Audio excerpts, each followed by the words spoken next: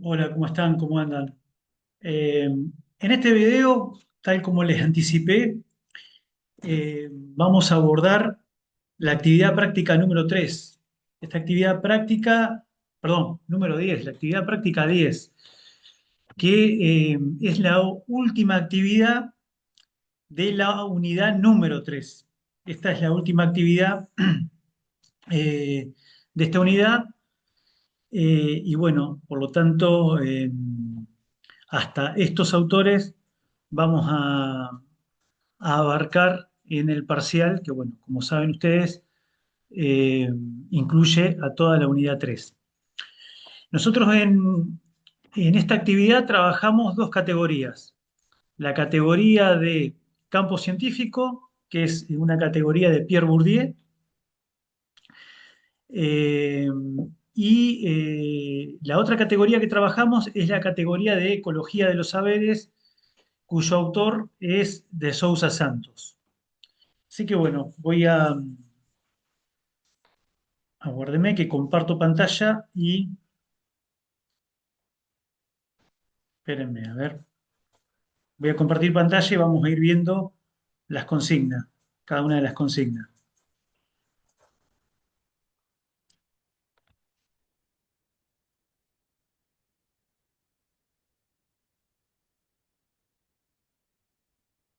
Bien, les decía, eh, vamos a ver la primera consigna que teníamos. Ustedes tenían que leer el texto de Bourdieu y a partir de ese texto tenían que definir, caracterizar diferentes conceptos, ¿no? El primer concepto era el concepto de campo científico. Bueno, Bourdieu analiza lo que él denomina campos sociales. Los campos sociales, es decir, en la sociedad, para Bourdieu, se configuran diferentes campos sociales. Los campos sociales, él los define como espacios históricamente constituidos que poseen sus propias leyes e instituciones. Dentro de todo, dentro de todos esos campos sociales aparece el campo científico, que es un campo social más. Y Bourdieu define al campo científico como el espacio de lucha competitiva, el espacio donde tiene lugar una lucha competitiva por el monopolio de la autoridad científica. Es decir, es un espacio que se encuentra compuesto por científicos y en ese espacio los científicos disputan el monopolio de la autoridad científica. A la autoridad científica se la entiende Bourdieu como esto que vemos acá, ¿no? Como la capacidad técnica más el poder social. Los científicos, en el marco del campo científico, lo que hacen es disputar prestigio, reconocimiento, legitimidad, visibilidad. Pero bueno, cuando hablamos de campo científico tenemos que saber que es el espacio donde tiene lugar una lucha competitiva por el monopolio de la autoridad científica. Es un espacio de disputa, de luchas entre los agentes científicos, ya sea científicos individuales o instituciones científicas. Bueno, ahí la lucha, bueno, un poco la primera categoría que ustedes tenían que definir era campo científico, después venía lucha, bueno, lucha lo acabo de desarrollar junto con campo científico. Bueno, Bourdieu dice que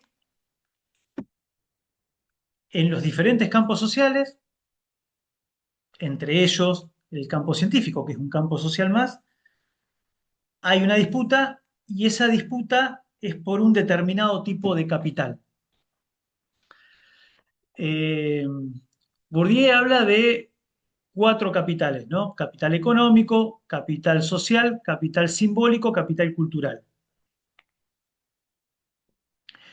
Bien, es decir, de acuerdo a la especificidad de cada campo social, lo que va a haber en disputa es alguno de estos tipos de capitales, ¿no?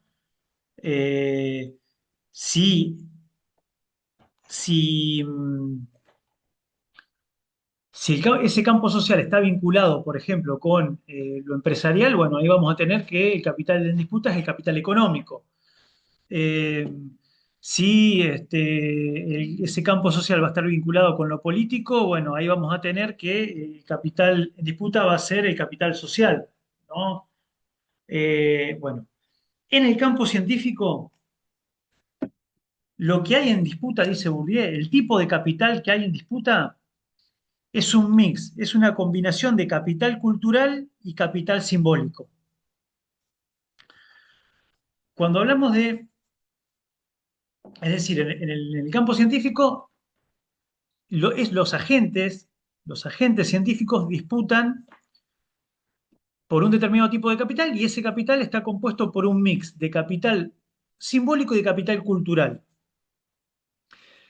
Capital simbólico tiene que ver con el prestigio, con el reconocimiento.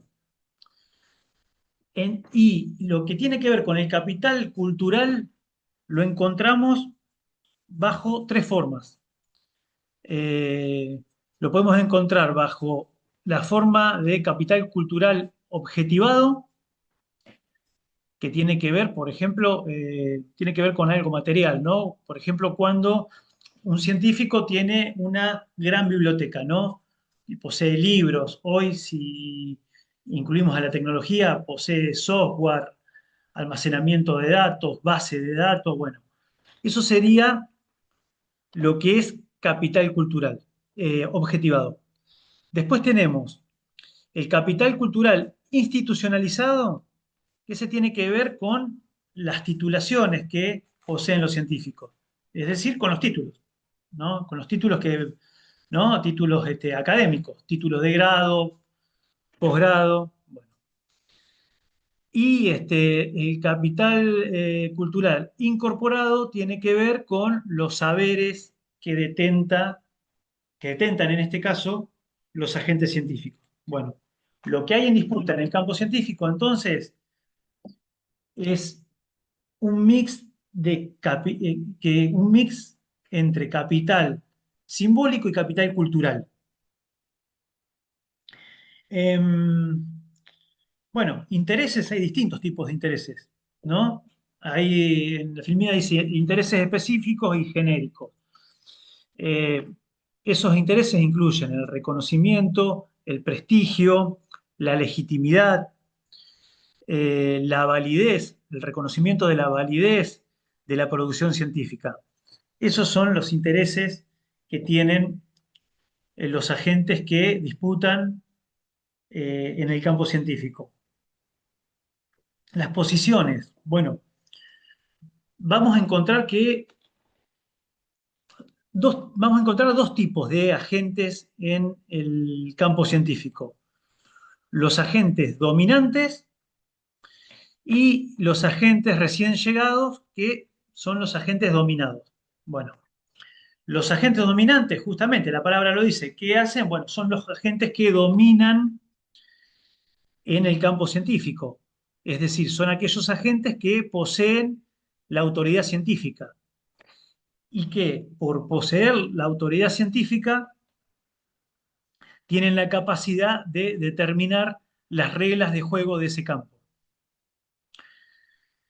Eh, y lo que tiene que ver con los recién llegados, bueno, nosotros encontramos los recién llegados, los dominados, bueno, ahí vamos a encontrar dos tipos de agentes. Hay agentes de sucesión y agentes de subversión.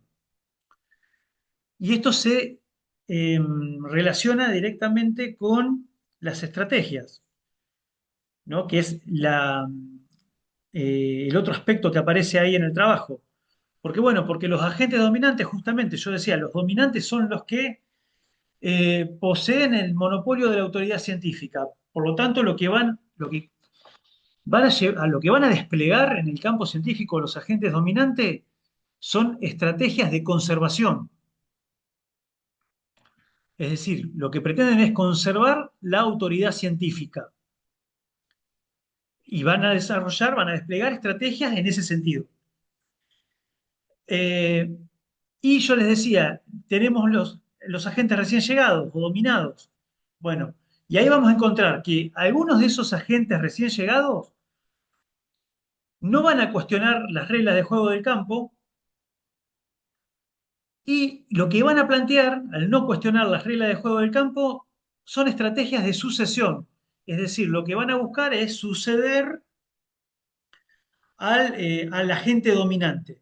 Por ejemplo, si en un determinado equipo de investigación tenemos al director, ¿no? El director del proyecto de investigación, que sería el agente dominante, bueno, y dirige un equipo. Bueno, va a haber agentes en ese equipo que, bueno, lo que van a plantear son estrategias de sucesión, es decir, suceder ellos al agente dominante cuando éste, por ejemplo, se jubile, ¿no? Entonces, los agentes recién llegados que plantean estrategias de sucesión no quieren cambiar las reglas de juego del campo, sino que lo que quieren es suceder a los agentes dominantes.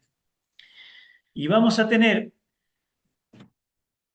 otro tipo de agentes recién llegados o dominados que van a plantear estrategias de subversión. Bueno, esos agentes sí, lo que quieren es cambiar el orden establecido. Eso sí, quieren cambiar las reglas de juego, quieren justamente subvertir el orden, ¿no? Entonces, tenemos estas estrategias que yo le decía recién, la de conservación, que la emplean los agentes dominantes, las estrategias de sucesión, que las estrategias de sucesión que llevan adelante algunos agentes dominados, bueno, es ortodoxa en este sentido, que no plantea cambiar el orden establecido, sino que lo que plantea es suceder a los agentes dominantes cuando estos se retiren. Y estrategias de subversión, que bueno, sí, quieren cambiar el orden establecido, no quieren subvertir el orden. Y por último tenemos el concepto de hábitus, ¿no? Eh, que es un concepto que esgrime Pierre Bourdieu y que lo entiende como esta definición, que la voy a leer, ¿no? Que está acá en el Power. Dice, un sistema de disposiciones durables y transferibles, estructuras estructuradas predispuestas a funcionar como estructuras estructurantes, que integran todas las experiencias pasadas y funciona en cada momento como matriz estructurantes de las percepciones, las apreciaciones y las acciones de los agentes frente a una coyuntura o acontecimiento y que él contribuye a producir. ¿Qué es el hábitus? Bueno, el hábitus se forma en las... ¿cómo se forma? Acá nos estamos refiriendo al hábitus de los agentes científicos, al hábitus de un agente científico. Bueno, ese hábitus se forma en el proceso de socialización en el marco de instituciones científicas. Ahí los diversos agentes científicos van formando el hábitus. El hábitus lo que hace es, eh, el hábitus son predisposiciones, ¿no? Que guían la práctica científica. Son predisposiciones, disposiciones durables, son esquemas, ¿no? Esquemas mentales. Si por ahí para explicar un poco esta definición, ¿no? Decía, bueno, el hábitus se forma en el proceso de socialización en el ámbito de instituciones científicas. ¿Qué sería el hábitus? Son esquemas mentales que guían la práctica científica. Porque esos esquemas mentales, eh, esos esquemas mentales están compuestos por valoraciones, apreciaciones, eh, creencias, ¿no? Bueno, que justamente guían la práctica científica. Por lo tanto, Acá tenemos el concepto de lo que Bourdieu entiende hábitos, el concepto y la explicación. Y bueno, justamente esos hábitos lo que hacen, ¿no? Es reproducir estructuras, porque esos hábitos terminan reproduciendo estructuras que ya vienen establecidas. Bien, hasta acá trabajamos las categorías de Pierre Bourdieu. Por supuesto, ustedes resuelvan la actividad, miren este video, ajusten con este video. Si hay dudas, me escriben también. este, ¿No? Y bueno, o si no, vean, les va a servir ver más de una vez este video. Bueno, ahora vamos a trabajar el concepto de ecología de los saberes, cuyo autor es de Sousa Santos. Vamos a ver, voy a compartir la pantalla.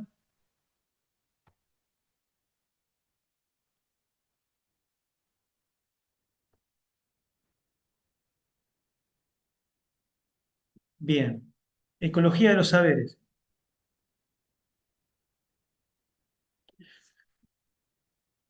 Ustedes tenían que leer el texto de Sousa y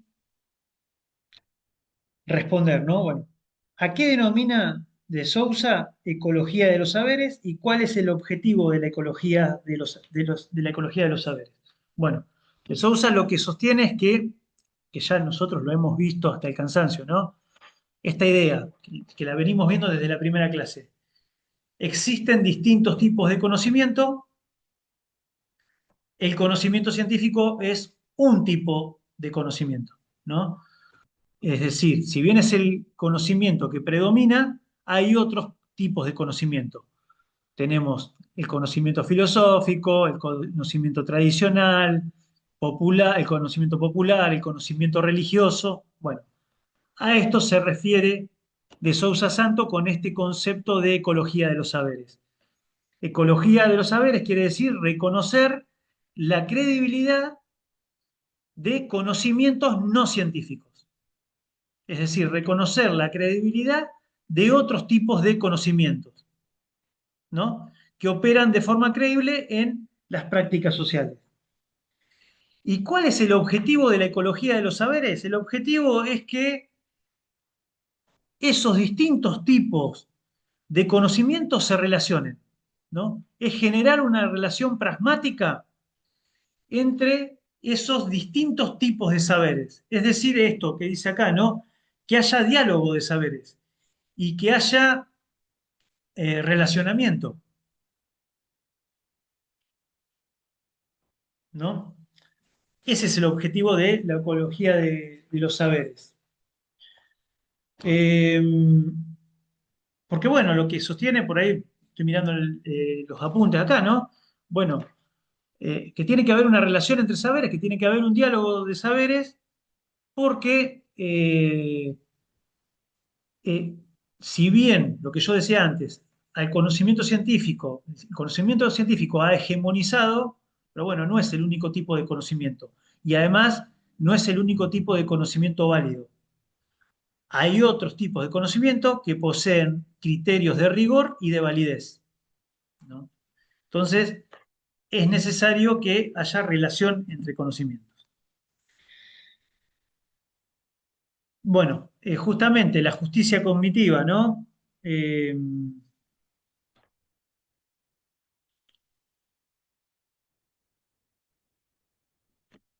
el otro punto. Eh, Dice, bueno, la justicia cognitiva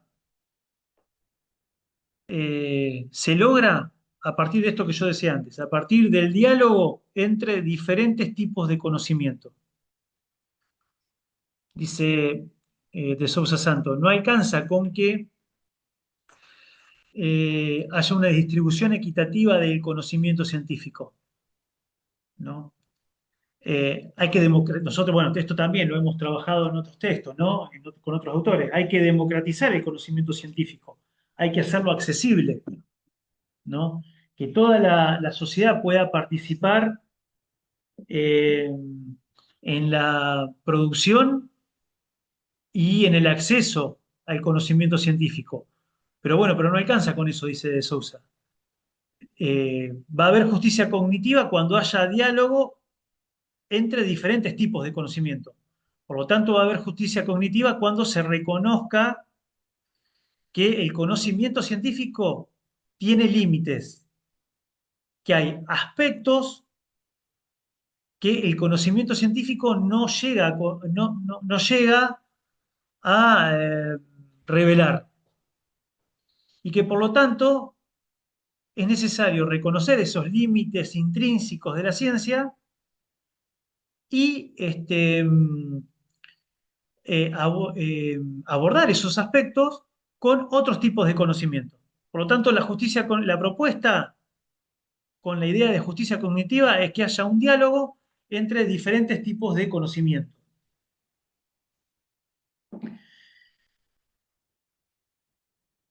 En el tercer punto, la idea de incompletitud de todos los saberes. Bueno, yo decía recién, cuando vimos el punto 2, decía, bueno, hay aspectos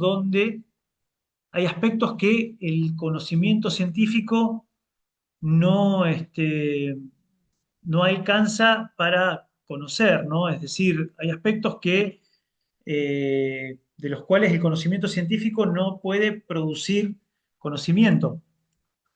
Eh, la ciencia, en realidad. Aspectos en los cuales la ciencia no alcanza, no puede producir conocimiento. Por lo tanto, acá hay un reconocimiento de la incompletitud de todos los saberes. Esto quiere decir que eh, todos los tipos de conocimiento, todos los tipos de saberes tienen límites. Hay límites internos y hay límites externos. Los límites internos tienen que ver con cuestiones que todavía no se han llegado a conocer, pero que bueno, que se pueden conocer a partir del avance de ese tipo de conocimiento. Y los límites externos tienen que ver con lo que no se puede saber mediante un determinado tipo de conocimiento. Es decir, los límites externos están dados por aspectos que no se pueden saber mediante un determinado tipo de conocimiento. Vamos al otro punto. El impulso que mueve a la ecología de los saberes. Bueno, hay un impulso, ¿no?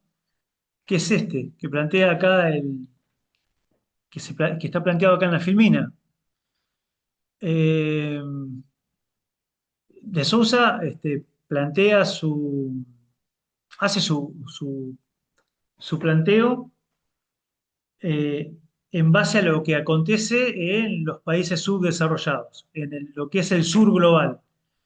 Y dice, bueno, en el sur global, en los países subdesarrollados, los países de América Latina, África, Asia, eh, hay luchas sociales que hacen visibles esto, ¿no? Hacen visibles realidades donde persisten conocimientos no científicos y no occidentales, interrogando la ciencia moderna y generando interpretaciones más ricas. Es decir, en el sur global aparecen y se ponen en juego otros tipos de conocimiento. Eh, y dice, bueno, los factores que explican la emergencia de la ecología de los saberes son dos. Tenemos un factor político, ¿no?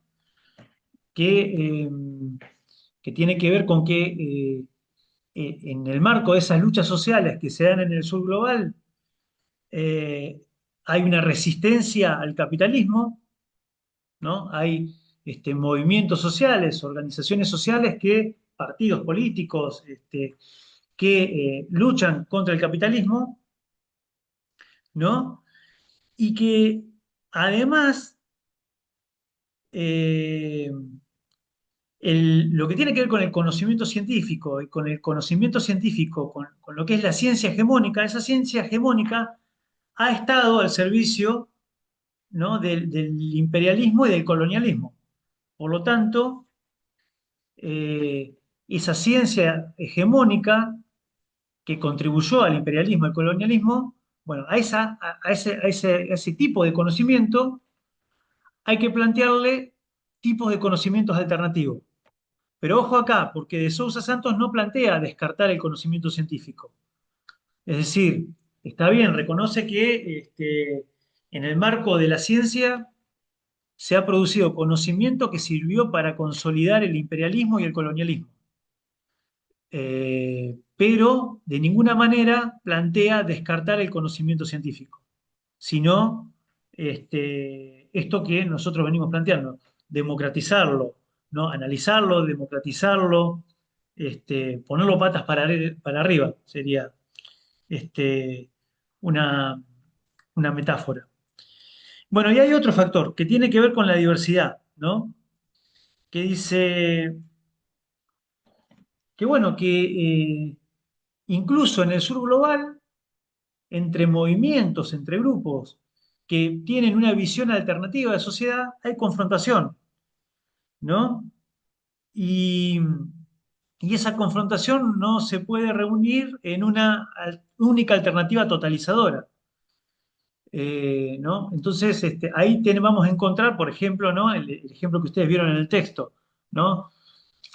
En Bolivia. En Bolivia en un momento había disputas entre el gobierno que estaba encabezado por el Movimiento al Socialismo, el MAS, ¿no? De Evo Morales, que bueno, que planteaba una visión alternativa de sociedad, ¿no? Que representaba a la población indígena, a los sectores populares, pero que bueno, que en un momento, yo recuerdo fue, dos- no me acuerdo el año bien, 2008, 2009, 10, ¿no? En un momento hay una confrontación muy grande con grupos indígenas porque, bueno, el gobierno planteaba la construcción de una carretera y esa carretera atravesaba eh, territorios donde había comunidades indígenas. Bueno, estas comunidades indígenas lo que planteaban era, bueno, tenían también una visión alternativa al capitalismo, pero bueno, el planteo ahí era no solamente que el trazado abarcaba tierras habitadas por las comunidades, sino que planteaban un daño al ambiente. Entonces, ahí hay una confrontación entre eh, dos movimientos que, bueno, que tienen una visión alternativa a lo que es el capitalismo, ¿no? Eh, Eso aparece en el texto, no, no habla de Bolivia, pero bueno, viene en relación a eso, ¿no? A eso que sucedía en ese momento, también sucedió en Ecuador, ¿no? Un enfrentamientos, ¿no? Disputas entre el gobierno de Correa en ese momento con grupos indígenas. Bien.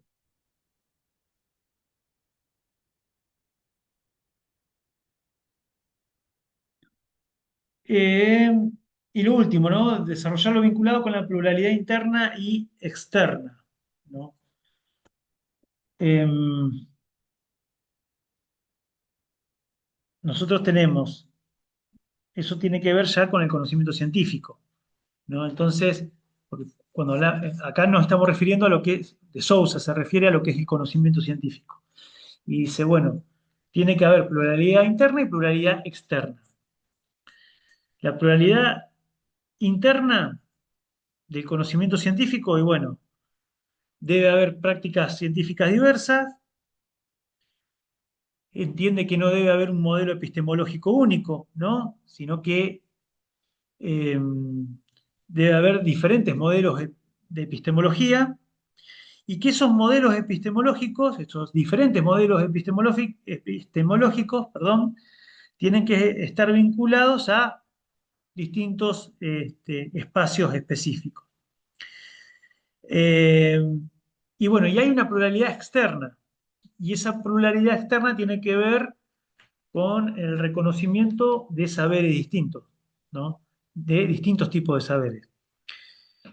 Reconocer el rigor y la validez de otros tipos de conocimiento implica reconocer que hay una diversidad epistémica del mundo, que todos los conocimientos son situados y que, bueno, por lo tanto hay diversas formas de alcanzar el conocimiento, ¿no? Hay diversos tipos de eh, mm, prácticas de conocimiento que permiten alcanzar múltiples formas de saber.